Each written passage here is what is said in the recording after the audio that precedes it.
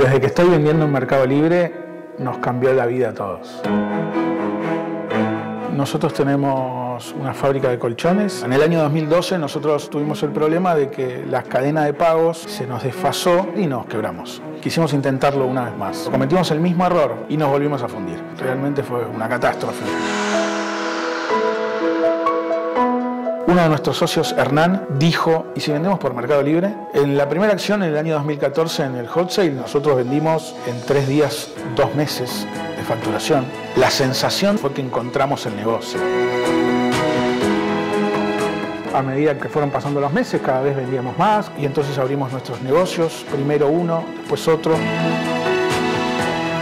Entonces, cuando nosotros estábamos viendo un día nuestra página, viendo los números de Mercado Pago, abajo vemos un banner. Y en el banner decía, te prestamos el dinero. Yo cuando tomé la decisión de tomar el préstamo de Mercado Crédito, nos motivó porque fue tomar un crédito rápido a una tasa conveniente. Teníamos un galpón enfrente, teníamos el crédito, teníamos un negocio nuevo, una fábrica de muebles. Yo creo que el comercio electrónico es un tren que está pasando y que te tenés que tomar. Con el apoyo de Mercado Libre, este negocio es el futuro.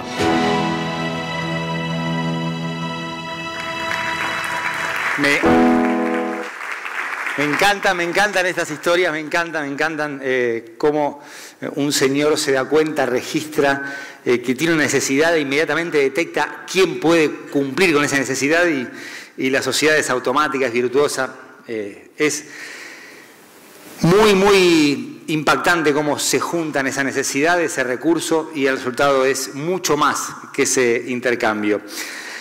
Bienvenidos al segundo panel de estas charlas 2017. Estamos en el tercer lugar en Trending Topic en Argentina, en Buenos Aires. Por supuesto, el hashtag es charlas 2017. Más allá de hacerlo crecer y llegar al 1, ganar, siempre ganar, competir, está bueno también hacerlo crecer para cuando lleguen las preguntas. Y tocar un tema que a mí personalmente me apasiona, que es la democratización del dinero, pero en términos de inclusión, de educación financiera.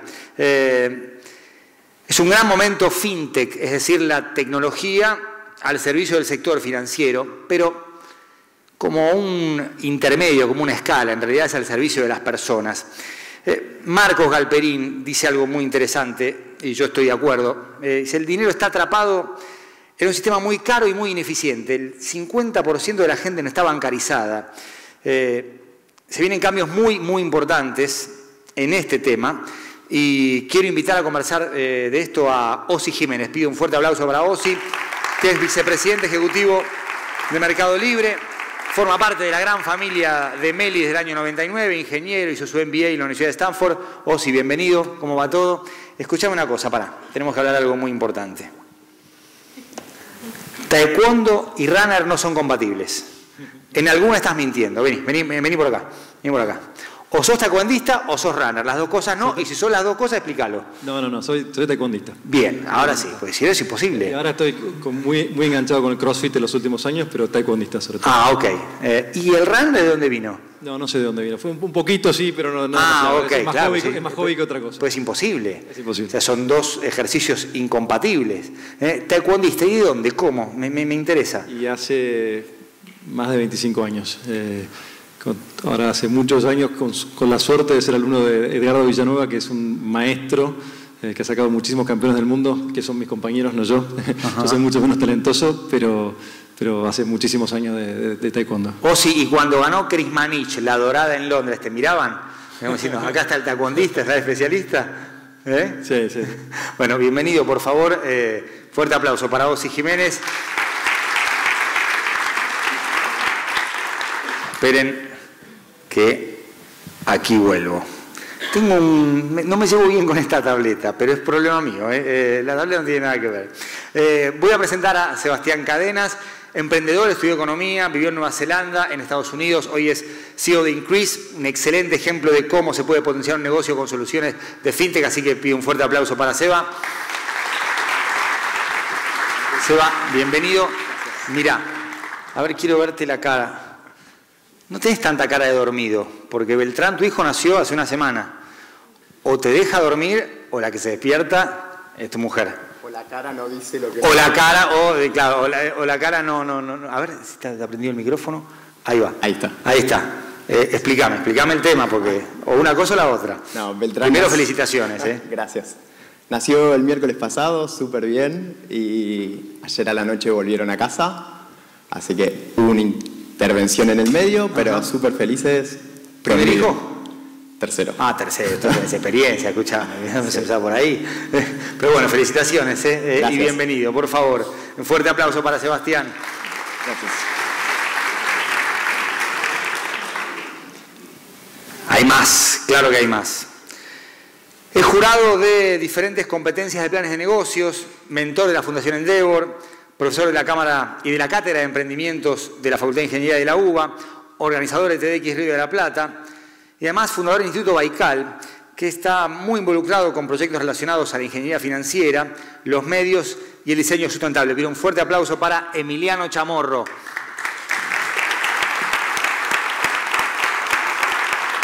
Emiliano, bienvenido. Gracias, buenas tardes. Emiliano, tu contraseña es más técnica. Impresoras 3D. Es un tema que me vuelve loco, casi tanto como la inclusión financiera. Desde aquella charla de Anthony Atala, el riñón, o sea, la puedo recordar desde el principio al final. No puedo creer las posibilidades de desarrollo que tiene ese concepto.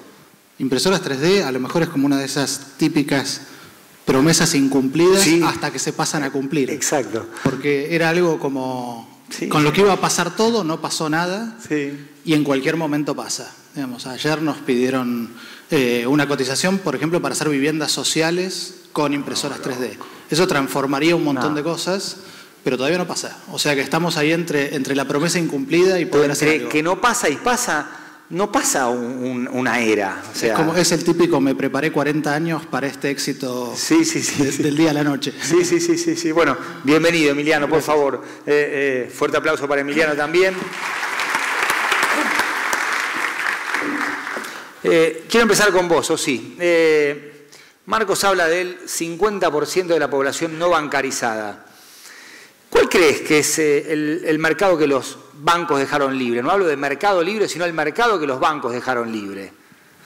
Creo que, como decís, ¿no? 50% es medio ridículo hoy en día. No estamos en 2017. Básicamente, casi todos los adultos en América Latina caminan con una computadora en el bolsillo, una computadora en la cartera, y la mitad no tiene una cuenta bancaria, no tiene acceso a dinero digital. Todo el dinero que tiene es en forma de papelitos de colores. Y es una pena porque eso genera problemas de inseguridad, problemas de pérdida de tiempo, problemas más allá de pagos, después de acceso al crédito. Entonces, de vuelta, América Latina somos 600 millones de personas, hay 300 millones que, sacando los chicos de adultos que no tienen una cuenta bancaria, y la tecnología lo que permite es masificar productos que por ahí en el pasado eran caros para acceder a clientes que por ahí un banco podía creer que no iba a ser rentable, pero en la medida que podés hacer por medio de lo que estuvieron hablando ustedes hace un rato, ¿no? de la inteligencia artificial, de algoritmos y demás, brindar soluciones para todos los niveles de ingresos, realmente permitís traerlos al siglo XXI, básicamente, que realmente muchos adultos que hoy no tienen formas de tener dinero digital. Sí, y una cosa es la bancarización forzada o forzosa y otra es como consecuencia natural de los recursos que hay. Pero al mismo tiempo hay que enterarse de que esos recursos existen. Totalmente. Hoy, por ahí, si querés, te cuento un par de las cosas que hicimos últimamente. Lanzamos hace 2 años en Brasil, el año pasado en Argentina y también en México la posibilidad de que cualquiera pueda cobrar con tarjeta de crédito, ¿no? Cualquiera del mundo físico, ya lo pueden hacer en internet, pero con un aparatito que conectas a tu celular, cualquiera puede procesar pagos con tarjeta de crédito. Entonces, si estás vendiendo, no sé, tacos en México o panchos en la esquina, no tenés que aceptar solamente cash o manejando un taxi. Y lo otro que también nos parece súper interesante es que cualquiera pueda linkear y tener acceso a una tarjeta prepaga. Mucha gente tiene tarjeta de crédito, tarjeta de débito, pero mucha gente no la tiene. Una tarjeta prepaga es lo mismo, pones plata en la tarjeta y podés utilizarla en cualquier cajero, en cualquier máquina que acepta que lee tarjetas, y con estas dos cosas, sin pasar por una sucursal bancaria, sin tener que abrir una cuenta bancaria, podés empezar a recibir pagos con Mercado Pago y hacer pagos con Mercado Pago. Entonces, de alguna forma, muy fácil podés incluir financieramente a mucha gente. Sebastián, desde Increase proponen soluciones tecnológicas para empresas chicas, grandes. Hablamos en el primer tramo de esta charla 2017 del tiempo real.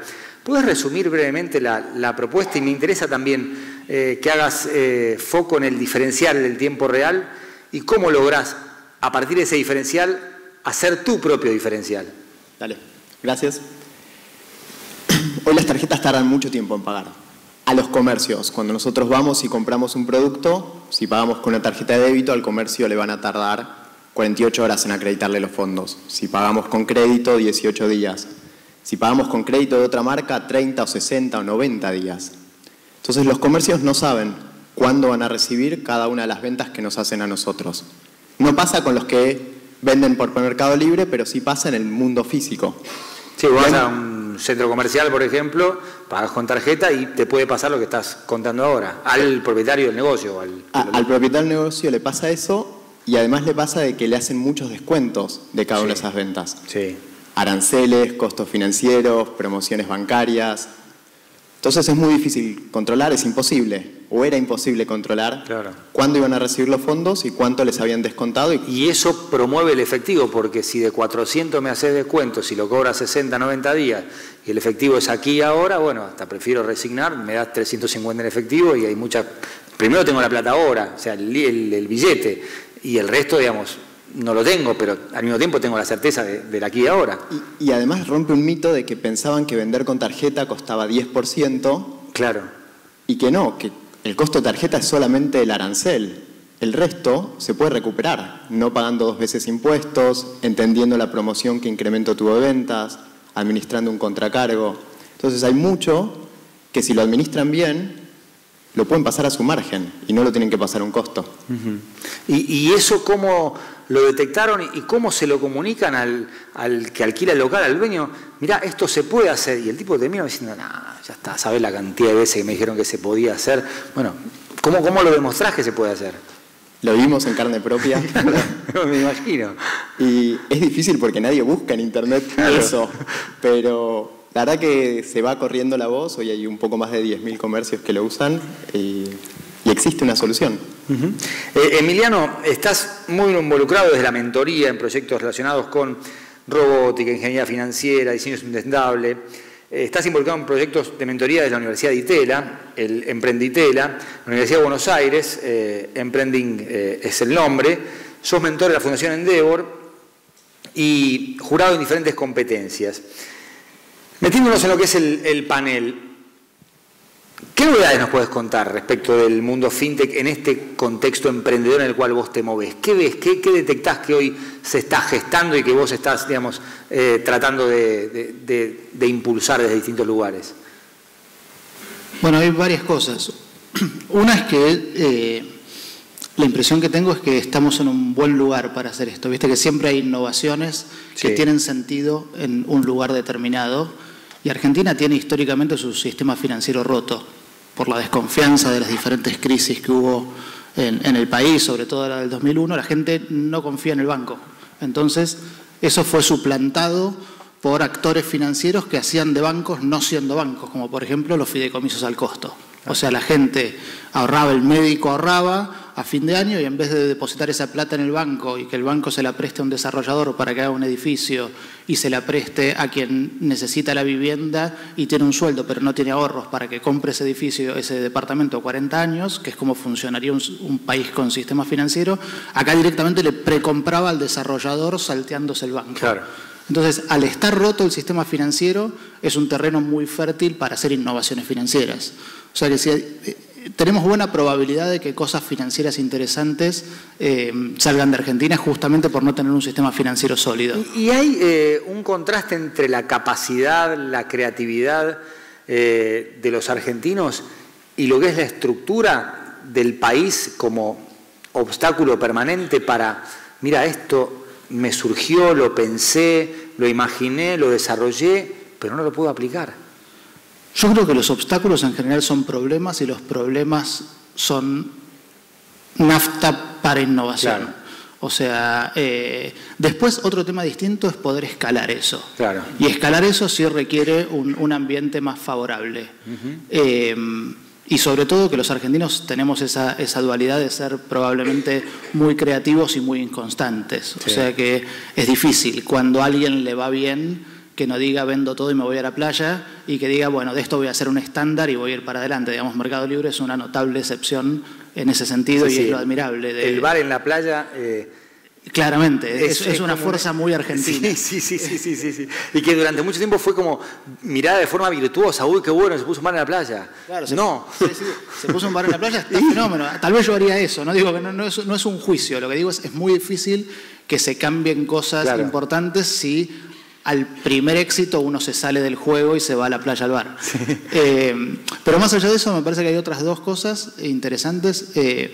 Una es que está muy poco estudiado el tema de las transiciones. Yo tengo un grupo de amigos medio diverso y uno siempre viene y dice, no, porque ahora se vienen los drones delivery, y otro le contesta, a vos te falta conurbano. Claro, sí, total. Se los van a afanar los drones. O juegan a los tiros. Entonces, me parece que los dos tienen razón. Sí. Se vienen los drones delivery y le falta conurbano. Y ahí hay una cosa de transición que creo que está buena pensar, que es todas las cosas en eventos más bien sesgados hacia el futuro. Siempre se habla de todo lo que va a venir, pero no se habla de la transición, y esas transiciones pueden ser mejores o peores. Un ejemplo puntual es, por ejemplo, los peajes. Los peajes obviamente es más eficiente que los cobre un lector que vos pasás, pero hay dos problemas. El tipo que trabaja en el peaje, que según el libro de economía se inserta en otro lado, pero según la realidad no, y el sindicato de los peajes, que aunque le convenga a todo el mundo y al tipo que trabaja en el peaje le des el ingreso universal, te va a cortar todas las rutas del país, porque no van a cerrar el sindicato y van a decir, muchachos, ya no hace falta más el sindicato, me voy a mi casa.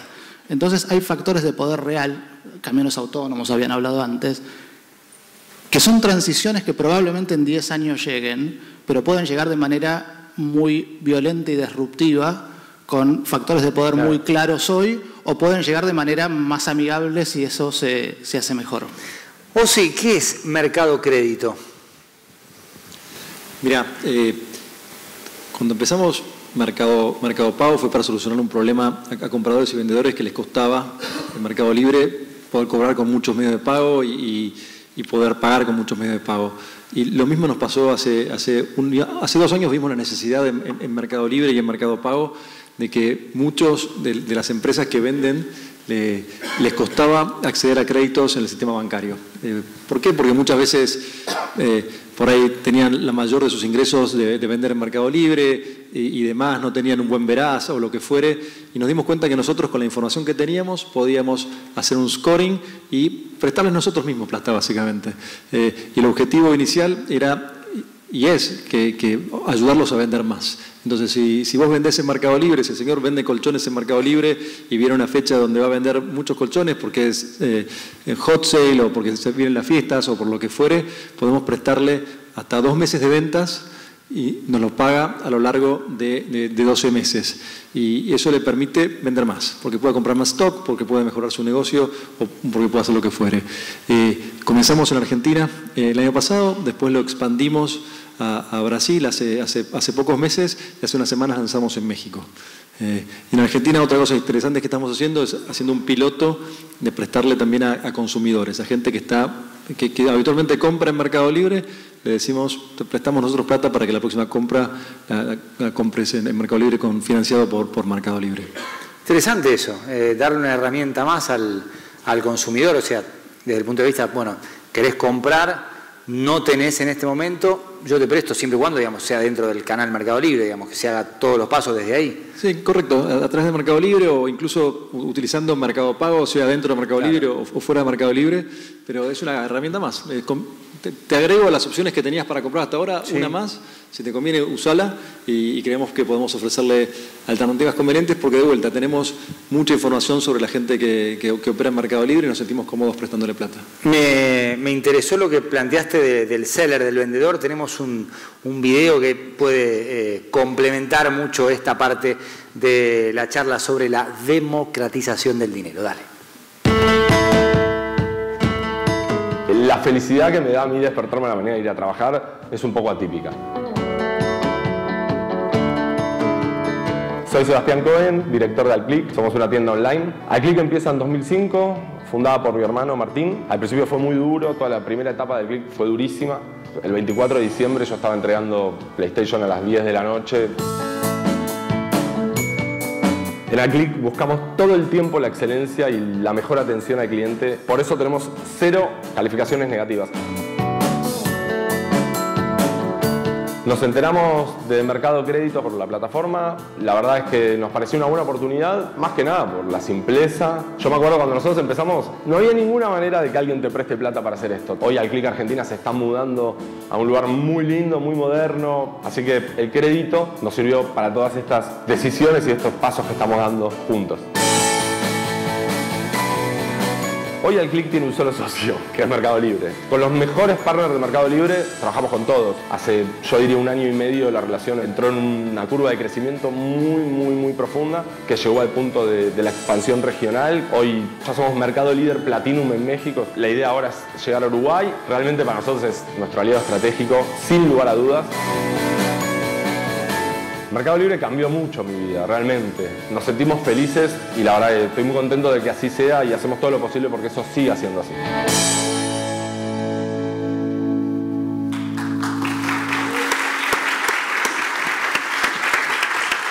Sebastián, vuelvo a Increase. ¿Qué detectaron en el mercado y con qué grandes barreras se toparon en los comienzos? La información fue la principal barrera. Acceder a la información hoy de las tarjetas es muy difícil por cómo está organizada y porque cada tarjeta presenta la información de una forma muy diferente. Por ahí se necesitan 1 o 2 años solo para entender una liquidación de una tarjeta. Alguien que tiene 5 comercios y acepta 5 tarjetas, todos los días tendría que descargar 25 documentos para saber cuánto le van a pagar mañana. Esa fue la primera barrera, la resolvimos con tecnología. Y hoy unificamos la información de todos sus ingresos. Todo lo que vende con tarjeta, no importa qué tarjeta, se toma dentro de Increase y se le dice de una forma muy simple todo lo que necesita saber para poder conciliar sus ventas y para poder conciliar su banco. Obviamente hay mucha charla, mucha educación vinculada hacia el vendedor, pero recién hablábamos con Ossi, también el consumidor necesita esa educación, esa formación, esa inclusión financiera. ¿Cómo lo ves vos desde ese lugar? Creo que todos lo necesitamos. El aprendizaje constante con respecto a la educación financiera tiene que ser de nosotros como consumidores, de nosotros como usuarios, de nosotros como negocios, si tenemos algún negocio. Es fundamental para no quedar fuera y no perder puntos de margen. Nosotros lo hacemos muy activamente con todos nuestros usuarios. Los tenemos divididos por persona y cada uno, dependiendo su nivel, lo vamos pasando de niveles más altos, pero sí es constante la educación que tenemos que darles para que ellos manejen mejor sus negocios. Emiliano, ¿qué buscan hoy los emprendedores? ¿Qué los motiva? Hay de alguna manera una moda, bueno, ahora está muy de moda el emprendedorismo, cosa que tiene su lado bueno y su lado malo, me parece. El lado malo es que, como todas las modas, ¿viste? Cuando uno dice hay una conferencia de innovación, en general no va la gente a la que le interesa la innovación, va la gente a la que le interesan las conferencias. Claro. Y si pasado mañana hay una conferencia de botánica y se puso de moda la botánica, van a ir todos a la conferencia de botánica. Con lo cual, en general, la gente que está haciendo cosas interesantes no se dice emprendedora, te cuenta lo que está haciendo. Claro. Si hay alguien que está haciendo satélites, no te va a decir soy emprendedor, te está diciendo yo estoy haciendo satélites. Claro. En general, el emprendedorismo es algo que está en un sentido bastante bastardeado, pero en otro sentido que es que en general no se puede predecir a quién le va a ir bien y a quién le va a ir mal. Que haya muchos como efecto agregado para la sociedad es muy bueno, porque si hay 1 millón de personas que están emprendiendo y en 20 años vamos a tener 20 mercados libres más, por la sola ley de los grandes números, que algunos muy buenos va a haber entre todos esos que están emprendiendo y van a hacer cosas interesantes. Creo que respecto a lo que charlaban recién, hay una cosa que es interesante, una tendencia muy fuerte es esta idea del fin del cash. Sí. Vamos al fin del cash, hay un montón de fuerzas globales y locales que nos llevan a que no vayamos a pagar más con un papelito. Claro. ¿Y la transición al fin del cash? La transición al fin del cash tiene dos componentes centrales. Uno es impositivo, que es que tenés una parte muy amplia de la economía en negro y que por lo tanto eso implica cash. Uno cuando puede ser en negro legal, pero no impositivamente legal, sí, o puede ser dinero de corrupción. En general, los hechos de corrupción estuvieron como muy ligados a ver montañas de, digamos, la semana pasada en Brasil eran departamentos llenos de cash, no eran... bolso, valija, lo exacto. que sea. Entonces, el cash está muy ligado a la corrupción, pero también tenés todo un montón de industrias que se manejan con una porción en negro que si les sacás el cash hoy las matás, con lo cual implica una transición, pero hay medidas concretas. Por ejemplo, el Banco Central no recibe más cash de los bancos, o sea, te da todo el cash que quieras como banco, pero no te lo vuelve a tomar, con lo cual arreglate con el cash.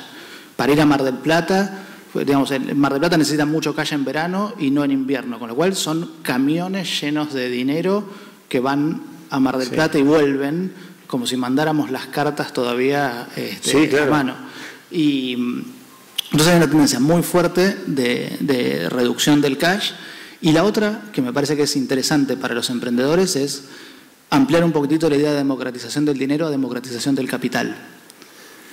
Imagínate hoy que si vos tenés un ahorrista argentino que ahorra $10.000 y los pone en un plazo fijo, esa persona no tiene ninguna exposición positiva al crecimiento del país. O sea, si te dicen el país creció el 8% y el sector privado ganó tanto más, esa persona va a cobrar la misma tasa de plazo fijo que si el país hubiese decrecido el 5%. Claro, sí, y es que además es más chico, un 1%, no sé, o sea, 0 y pico. Exacto. Si vos, en países donde está más distribuida la propiedad del capital a través del mercado, o sea que esos $10.000 en vez de estar en un plazo fijo, esa persona tuviera la posibilidad de distribuirlo en acciones y exponer sus ahorros a acciones de empresas del país, ahí está directamente, es socio del desarrollo y del crecimiento del país.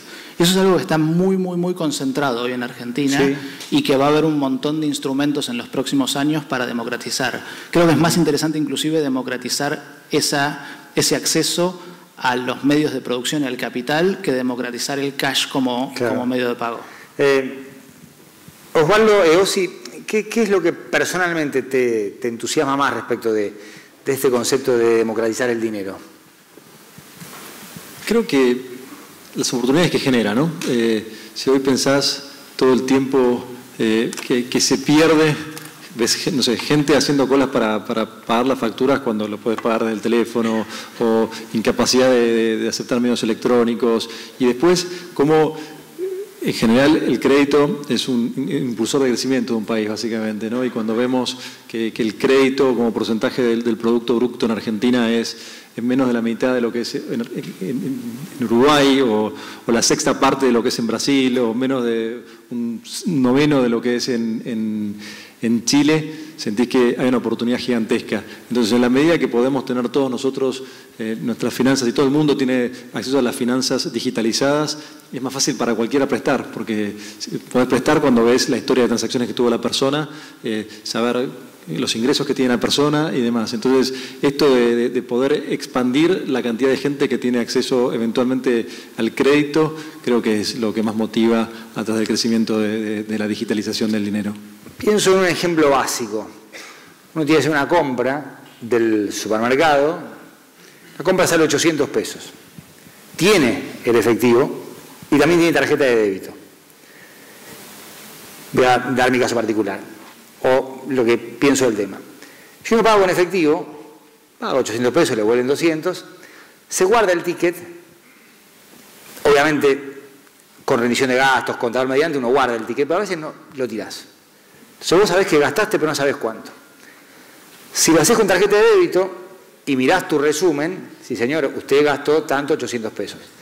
Te lleva a un registro, en términos de educación e inclusión financiera, mucho más claro. O sea, sabés en qué gastaste la plata. Ya no importa si son 100, 800, 1000 o 100.000. Lo tiro como punto de partida para enriquecer ese comienzo. Arrancá vos, Sosi, dale. Muy interesante el punto que decís, ¿no? Y de hecho hay una empresa se llama guía Bolso en Brasil. Lo que permite se linkea a tu cuenta bancaria y te dice eso, te dice en qué estás gastando. Juan Pablo, vos estás gastando tanta plata en restaurantes. En este momento es un desastre, me caso, me mudo. Es un desastre hoy. Hoy me cagaría pedo. Dice, flaco, mirá, estás en esto, la mudanza, todo, pero bueno. Viste, porque decís, se me fue la plata, no sé en qué se fue. Y esto te permite entrar un segundo y ver básicamente, y por ahí tenés varias cuentas bancarias, podés ver consolidado en qué gastaste.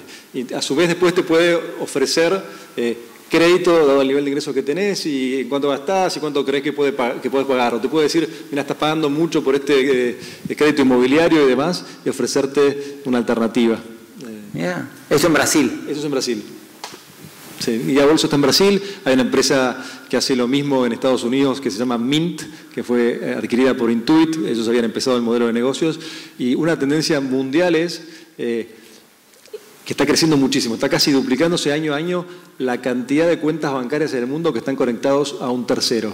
El tercero puede ser una empresa como estas o empresas en Europa. Salió ahora algo que se llama la Directiva de Pagos Europea, la segunda, que entra en vigor el año que viene y que obliga a que los bancos tengan sistemas abiertos para que si vos le das tus credenciales a un tercero, ese tercero pueda ver tus datos y hay otro tipo de terceros que puede iniciar pagos básicamente por vos. Entonces podrías vos permitir que un tercero diga, no sé, todos los 5 de cada mes quiero que me pagues las expensas y que el monto te va a llegar vía mail básicamente. Podés empezar a automatizar un montón de cosas, eso todo a partir de que los bancos empiezan a abrirse más y a conectarse con APIs con el resto del mundo. ¿Y acá estamos cerca de tener eso? Creo que falta un poco más. Creo que son muy buenas las iniciativas del Banco Central, sobre todo, por ejemplo, primero lo de Pay y ahora lo de BIN, que va a permitir que terceros inicien pagos. Eso me parece que es sumamente importante porque va a favorecer la innovación en la industria financiera. ¿Se va? Yo tengo dos ideas con respecto a la democratización del dinero. Para una me voy a 50 años de ahora. Supongamos, porque todavía no tenemos claro qué formas vamos a tener de ganar ingresos, aunque se hable de un ingreso universal, ni de qué formas nos vamos a financiar. Y pongo un ejemplo. Un ejemplo en el que nosotros, por ver una publicidad, alguien pagó para que nosotros veamos eso. Hoy los sistemas son tan ineficientes que a nosotros, que en vez de estar viendo un árbol vemos un cartel, nadie nos paga por eso. Y pasa lo mismo cuando vemos una ad en internet, pasa lo mismo cuando abrimos el diario y vemos. Si los medios de pago se vuelven tan eficientes, hay una parte muy chica de cada una de esas publicidades o cada uno de esos servicios que se nos muestran que tendríamos que ir a nosotros como consumidores. Claro. Y después, ¿qué formas hay de financiarse? Hoy nuestro principal ingreso en la mayoría es el sueldo de lo que trabajamos. Pero en un mundo donde por ahí haya un ingreso universal o donde no todo el mundo trabaje de la forma en la que hoy entendemos el trabajo, va a haber ingresos de muchísimas formas y va a haber financiamientos de, por ahí, cuando vas al supermercado gastás 800 pesos, el supermercado mismo te financie esa compra y no sea ni la tarjeta ni ningún otro mecanismo que vos podrías estar usando hoy. Creo que son cosas muy lejanas todavía. Los medios de pago se tienen que hacer mucho, el dinero en sí se tiene que hacer mucho más eficiente, pero vamos en camino en esa dirección. Emiliano. Agrego una cosa que creo que es el próximo paso en la discusión esta, que es el tema de la privacidad. Hay una cuestión generacional, sobre todo en los países en los que está más avanzado la disminución del cash, que es cuando, por ejemplo, en Suecia, alguien de 40 años se compra un agua en un kiosco con la tarjeta de débito, o sea, no llevan efectivamente en general ni una corona en efectivo, pero a lo mejor los padres de ellos llevan efectivo porque dicen, ¿por qué el Estado tiene que saber todo lo que yo hago y todo lo que yo compro? Entonces, hay un tema que me parece que es un tema importante de privacidad, y la privacidad puede ser de alguien que simplemente no quiere tener al gran hermano sabiendo cada movimiento económico de su vida, porque no queremos que lo sepan, pero también está la privacidad delictiva, o sea, que hoy, de alguna manera, como, digamos, vos no le podés decir a un secuestrador que cobre su rescate y pasarle el CBU, porque eso es traqueable. ¿Cómo se van a pagar? En bitcoins. Bueno, ahí tenés privacidad, pero tenés privacidad que originalmente fue usada para algo ilegal. Entonces, me parece que toda la discusión va a ser cuánto el Estado puede mirar de las transacciones individuales y cuánto de cómo separar lo legal y lo ilegal dentro de lo que es oscuro a nivel de privacidad. Muy interesante, me voy a levantar porque es momento de ir a nuestro hashtag charlas 2017 para, por supuesto, enriquecer el debate con preguntas de ustedes y también de gente que está viendo vía streaming. A ver, elijo yo. No, Pancho Molinari dice, Emiliano, es para vos, del mundo emprendedor. Y me gustó el encomillado en el emprendedor. ¿A quién admirás? Me cuesta admirar emprendedores a mí. La respuesta políticamente correcta sería Elon Musk, pero no me pasa. Claro, no te pasa.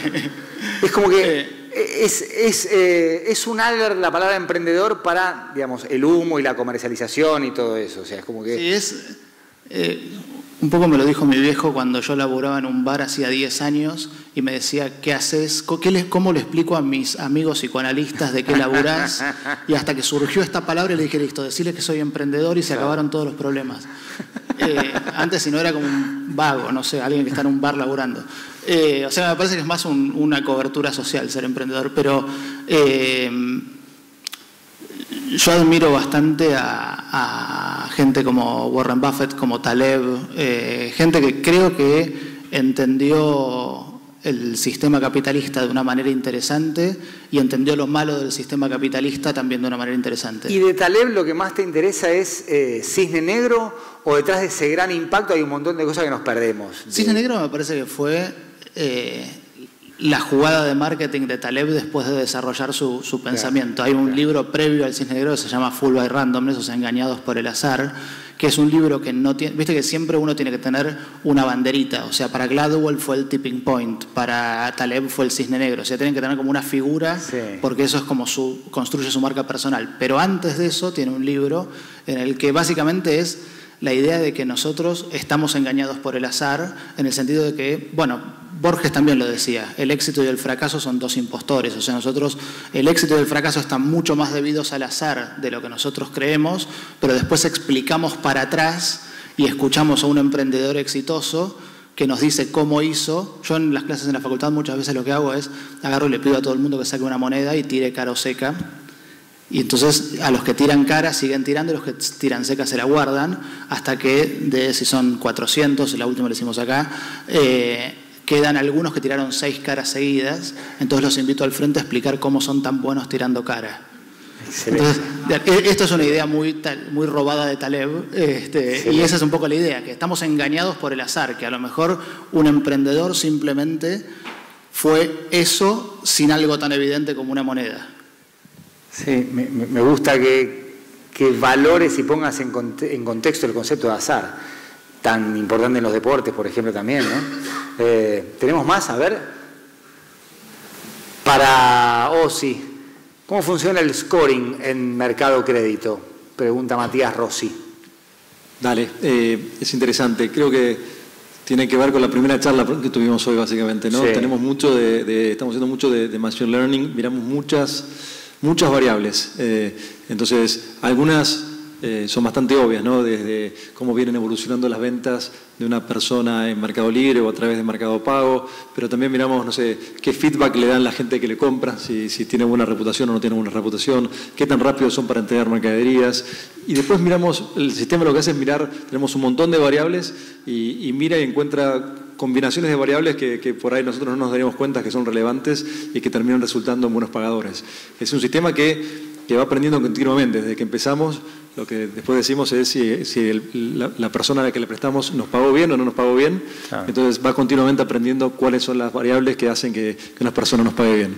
Y cuando el resultado no es el que esperaban, y eso provoca entre sorpresa, desencanto y también la necesidad de, seguir insistiendo. Sí, creo que estamos hablando tanto de emprendedorismo, la clave del emprendedorismo es la perseverancia, básicamente, ¿no? Creo que Por ahí con créditos no nos pasó, pero la mayoría de los productos que lanzamos, la primera vez que lo lanzamos, no nos sale como esperábamos, básicamente, ¿no? Y aprendemos y iteramos, lo importante es hacerlo lo más rápido posible, no pegarse 2 veces contra la misma piedra, una distinta que esté un poquito más lejos, y eventualmente le vamos encontrando la vuelta. A ver, tengo una más. Belén Salvadores te pregunta, Seba, ¿por qué elegiste el mundo de las finanzas? ¿O el mundo de las finanzas te eligió a vos? Que a veces pasa eso. Antes había elegido turismo, después consultoría y finanzas llegó porque había un problema que alguien tenía que solucionar. Que nadie lo haya solucionado hasta el 2014, que fue cuando empezamos, nos parecía terrible. Creo que ese es el encuentro de los dos para solucionarlo y hoy que exista algo como es Increase. Y vos tenés que detectar el problema, registrar que no hay soluciones alrededor y decís, bueno, la voy a hacer yo la solución. Hay diferentes formas. Una puede ser identificar un problema, otro una oportunidad, que no es igual que el problema. El problema implica que hay una necesidad, que alguien estaría dispuesto a pagar por una solución. Nosotros teníamos ese problema en carne propia. Alguien tardaba todo un día en conciliar cupones. Y así hay muchísimos problemas que si empezamos a percibir esos problemas, se generan oportunidades para después crear negocios. Quiero agradecerles a los tres. ¿Puedo agregar una nota de color sobre lo que Seba? Una vez le preguntan eso a Soros, ¿por qué finanzas? Y él dice una cosa que me quedó resonando un montón, que dice, finanzas es el laboratorio más grande del mundo. Dice, yo me siento un filósofo, de hecho Soros es un tipo que estudió con Popper en la London School of Economics, es un tipo que viene de formación filosófica y la verdad es que finanzas es un lugar en el que uno tiene posibilidad de experimentar y tener feedback cuantitativo en tiempo real, medible. O sea, es de alguna manera algo que te permite probar cosas y tener feedback muy medible, muy rápido, a gran escala. Y agrego una cosa sobre eso, que nosotros empezamos por un problema y hoy vemos muchísimas oportunidades. Así también, un problema se puede después convertir en un montón de oportunidades en este laboratorio tan grande como hoy son las finanzas. Mercado Libre empezó con una forma y hoy está viendo lo de mercado créditos. Resuelve un problema, ve una oportunidad y la transforma en un negocio. Yo te complemento para cerrar. Vos preguntabas antes lo de emprender, ¿no? Y emprendedores, para mí, mi definición es que es gente que está disconforme con el status quo. Que mira el mundo y dice, esto podría hacerse mejor. Y no se queda en la queja, sino que dice... No se queda en la queja, sino que dice, a ver cómo lo hago. Claro. Y tenemos la ventaja, los últimos 15, empezamos Mercado Libre, 18 años, que hubo una serie de revoluciones tecnológicas que te agrega herramientas, que antes no había internet, empezó a haber internet, todo el mundo empezó a llevar una computadora en el bolsillo, ahora tenés machine learning, entonces mirás el mundo y decís, mira, con todas estas herramientas nuevas, estas cosas dejaron de tener sentido y podrían hacerse de una forma mejor. Y eso es emprender. Y hace 30 años la novedad era el fax y yo no tenía teléfono en mi casa, el famoso plan Megatele que nunca llegó. Fuerte aplauso para Emiliano, para Seba, para Ozzy. Les pido, pueden bajar tranquilos, con la satisfacción del deber cumplido. Muchísimas gracias. Gracias.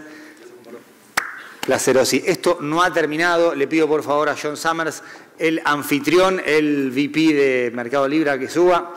Por favor, John, porque prometí una sorpresa y vos te vas a encargar de cumplirla.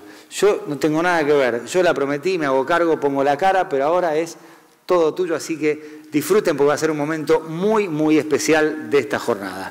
Yo me voy a retirar, me voy a ir un costadito, todo tuyo. Bueno, muchas gracias. Yo me quedo acá, si me necesitas, me llamás, yo estoy acá. Perfecto, ningún problema. Bueno, acá tenemos una última sorpresa, tenemos una invitada especial que se nos va a unir también a través de usando la tecnología desde Silicon Valley, Rebeca Wang. Rebeca es argentina, pero nació en Corea del Sur. La secundaria la hizo en el Nacional de Buenos Aires, tuvo el mejor promedio en su camada. Y después se fue a Estados Unidos a continuar su desarrollo, se graduó en el MIT con un título en Química e Ingeniería Ambiental. Ha estado muy involucrada, hace muchos años que está muy involucrada en el mundo de los startups en Estados Unidos y hoy estuvo en YouNoodle, que era una plataforma que ayudaba a unir a entrepreneurs con grandes compañías que buscaban innovar y a las cuales generalmente les cuesta muchísimo. Y hoy está muy activa en el mundo entrepreneur, desde el lado como inversora. Rebeca, creo que la tenemos, vamos a hacer la prueba, a ver si sí, la tenemos. Hola Rebeca, ¿cómo estás? Hola, ¿qué tal? ¿Me escuchan bien? Te escuchamos perfecto, te súper agradecemos tu presencia, sabemos que estás a punto de ser madre, así que mucha suerte con eso y muchísimas gracias por tomarte el tiempo para charlar con nosotros.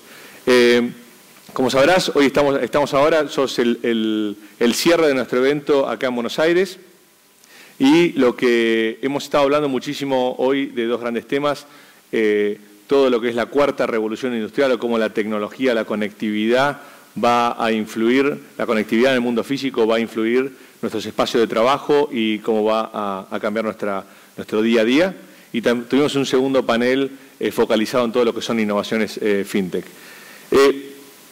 Dado todo tu trabajo en el mundo emprendedor en los Estados Unidos, tu contacto con startups, ¿cuáles crees que son los condimentos necesarios para que una startup pueda crecer de manera fuerte y sana?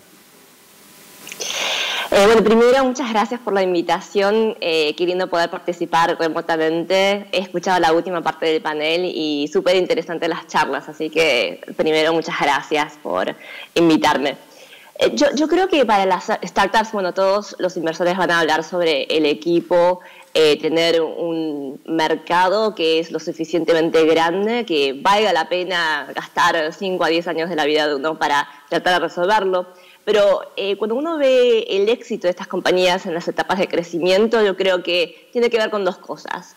Primero, que el equipo fundador no solamente tenga personas que son muy buenos en iniciar proyectos, iniciar procesos y crear nuevas ideas, sino que se necesitan personas que sean buenas en también crear operaciones y escalamiento de estas compañías, y a veces no son las mismas personas.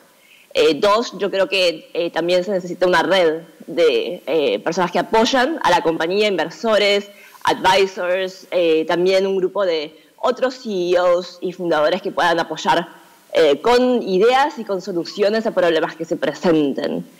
Creo que esa red de personas que ayudan es casi más importante que la idea o el equipo fundador en sí, ¿no? Tener un grupo, un village, que puede llegar a apoyar en todo el proceso. Buenísimo.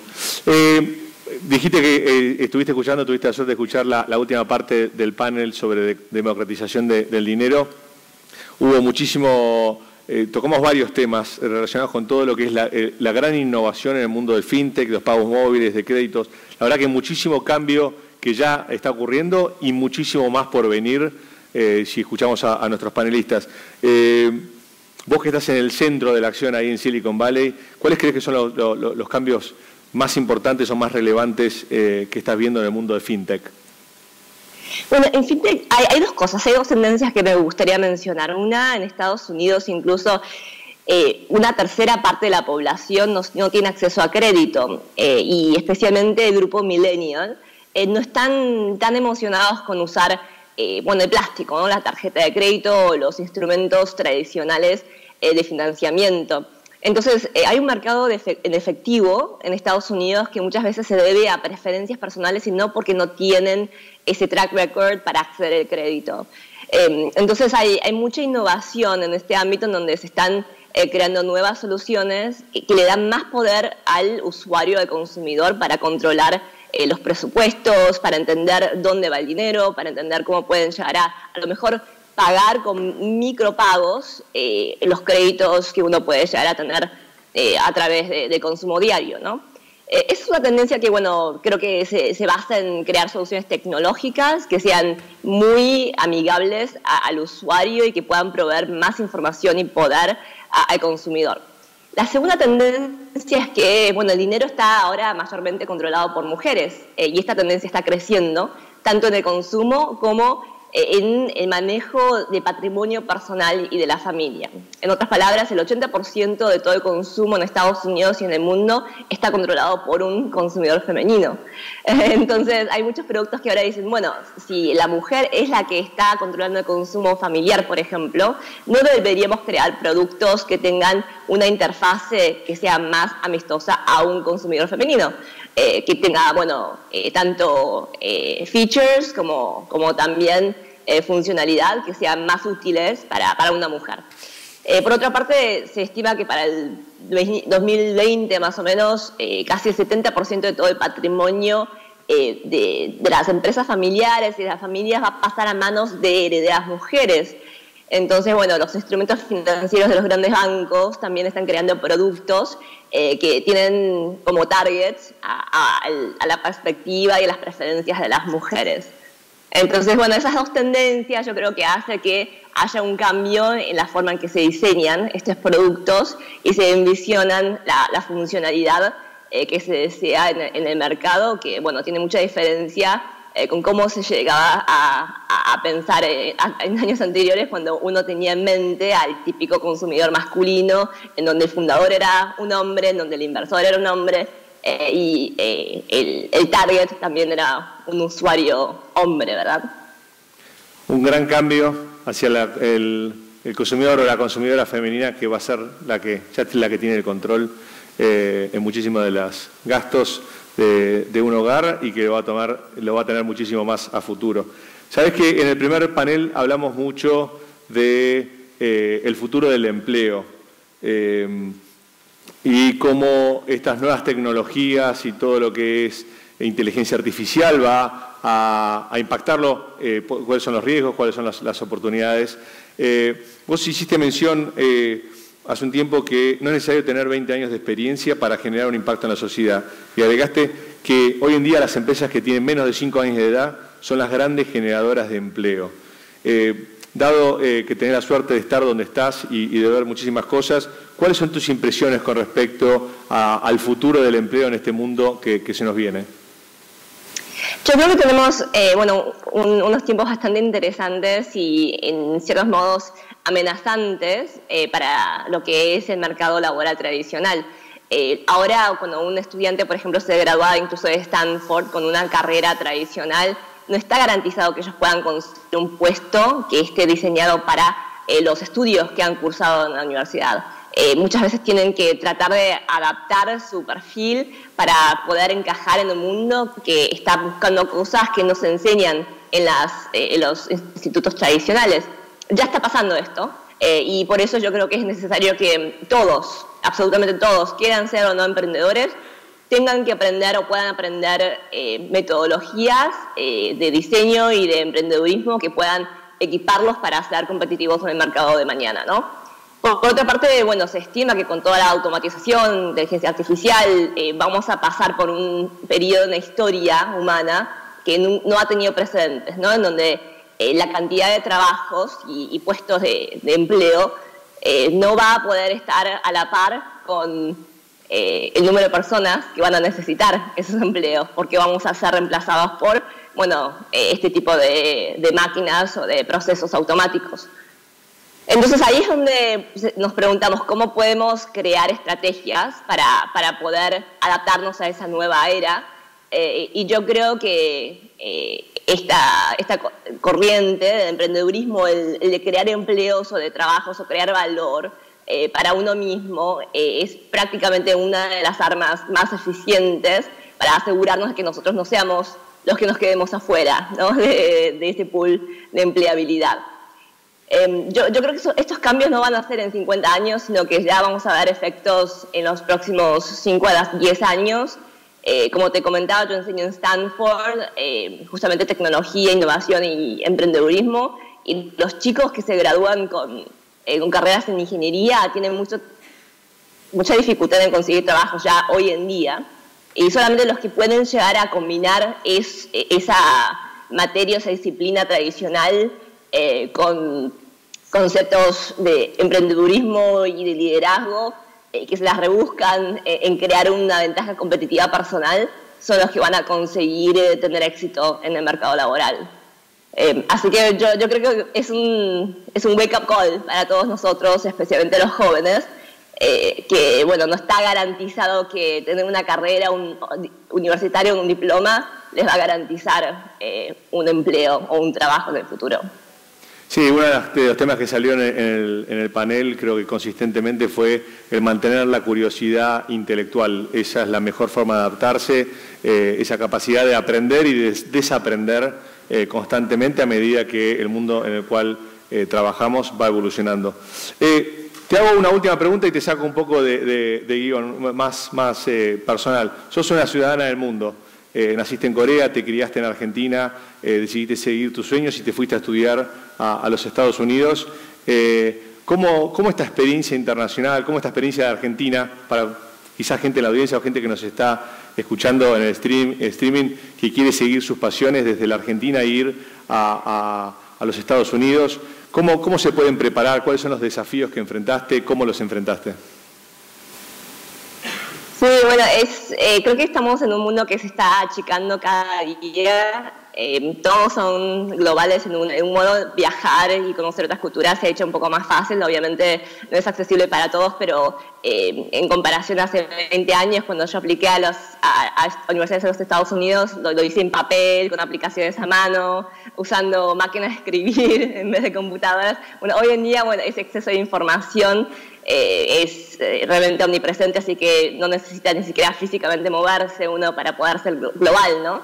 Pero yo creo que una de las cosas que uno necesita saber, como por ejemplo un argentino o un coreano en mercados como Estados Unidos, es que la densidad de talento que existe en estos ecosistemas es tal que uno tiene que realmente tener buena conciencia de cuál es el valor que uno puede ofrecer a ese nuevo ecosistema, ¿no? Más que ir a, por ejemplo, Silicon Valley y decir qué puede darme Silicon Valley a mí para beneficiarme mi compañía o a mi carrera, lo más importante es saber, tener mucha claridad sobre cuál es la experiencia o el talento que yo puedo proveer a este nuevo ecosistema.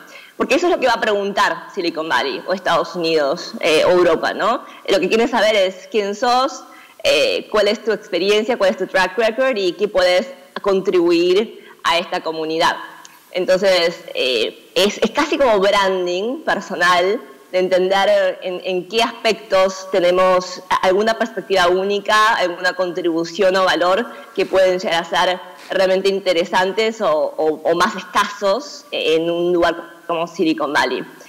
Y creo que un argentino típico tiene mucho para ofrecer para Silicon Valley, especialmente en lo concerniente a la creatividad en contextos de riesgo, en contextos de incertidumbre.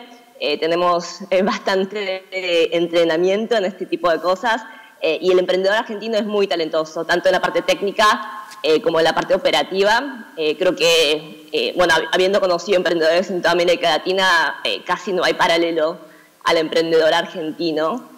Así que tienen buena reputación también aquí en Silicon Valley y eso es bueno, definitivamente. Sí, hablaste de la importancia y se habla mucho de la importancia en Silicon Valley del network. Creo que este tipo de eventos que organizamos, uno de los objetivos fundamentales que perseguimos es que toda la gente que está interesada en innovar, toda la gente que está interesada en emprender, tenga un foro de discusión, de debate e intercambio de ideas. Ojalá que a futuro podamos seguir haciendo de este tipo de cosas, apalancarnos mutuamente. Y Rebeca, obviamente, seguir en contacto contigo, poder apalancarnos de tu experiencia estando en el centro del mundo, así como también hay otros argentinos allá, pero esa es la mejor manera probablemente de poder traer hacia Argentina, traer hacia Latinoamérica un poco de esa magia que tiene Silicon Valley. Muchísimas gracias de vuelta por tu tiempo y muchísima suerte con este evento tan importante de tu vida que estás por pasar. Muchas gracias y saludos a todos. Que tengan un buen día. Papi, gracias, muy bien. Pero gran trabajo. Estuve tratando de aprender del maestro. No, muy bien, la verdad, felicitaciones. Muy buen entrevistador, así que un fuerte aplauso para John Summers también. Gracias, John. Y a todos les digo 1.000.000 de gracias, y de esto se trata.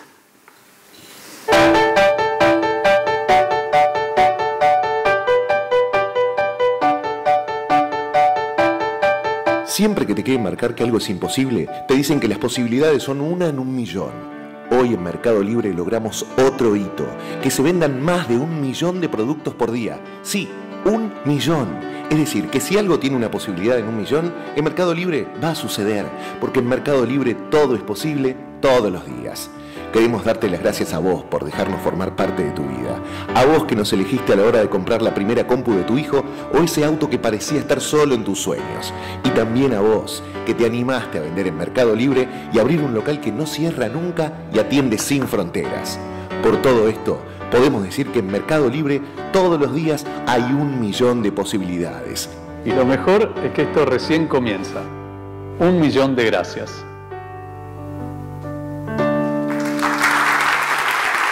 Bueno, también 1 millón de gracias a ustedes por venir, en nombre de Marcos, de John, de todo Mercado Libre, a todos por haber venido.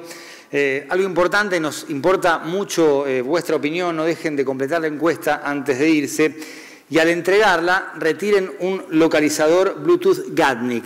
Gracias a Bitkom hay uno para cada uno de ustedes, tiene múltiples usos, por ejemplo rastreo de llaves del auto y celular. Gran invento. Y además, por supuesto, los invitamos al hall a disfrutar del brunch y seguir charlando.